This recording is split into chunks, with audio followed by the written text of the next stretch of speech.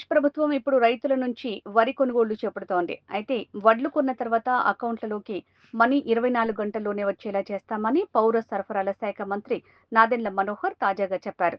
ఈ విషయంలో ఎక్కడా తేడా రావటానికి వీలు లేదని అధికారులను ఆదేశించారు. అందువల్ల రైతులకు త్వరగానే మనీ వస్తుందని అనుకోవచ్చు. అయితే కొంతమంది మిల్లర్లు తేమ శాతం ఎక్కువగా ఉంది అని వడ్లు కొనేందుకు ఆసక్తి చూపించట్లేదు.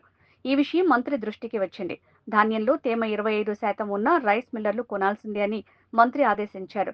అంతేకాదు రైతుల్ని ఎవరు ఇబ్బంది పెట్టినా కఠిన చర్యలు ఉంటాయన్నారు. ఈ ప్రకటన రైతుల్లో ధైర్యం నింపుతోంది. అసలే ఏపీలో రైతులు ఇప్పుడు ఫెంగల్ తుఫాన్ టెన్షన్లో ఉన్నారు. ధాన్యాన్ని తరలిస్తే మధ్యలోనే వర్షం పడుతుందేమో అనే టెన్షన్ ఉంది. అలాగే ధాన్యాన్ని ఆరబెట్టాలంటే కూడా సమస్యగా ఉంది. అందువల్ల తేమ ఉన్నా మిల్లర్లు కొనాలని రైతులు కోరుతున్నారు.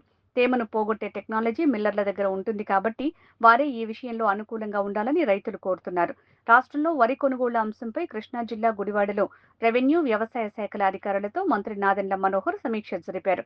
ఆ తర్వాత గుడివాడ మండలం బొమ్మలూరు గ్రామంలో రైతులు ఆరబెట్టిన ధాన్యాన్ని పరిశీలించారు.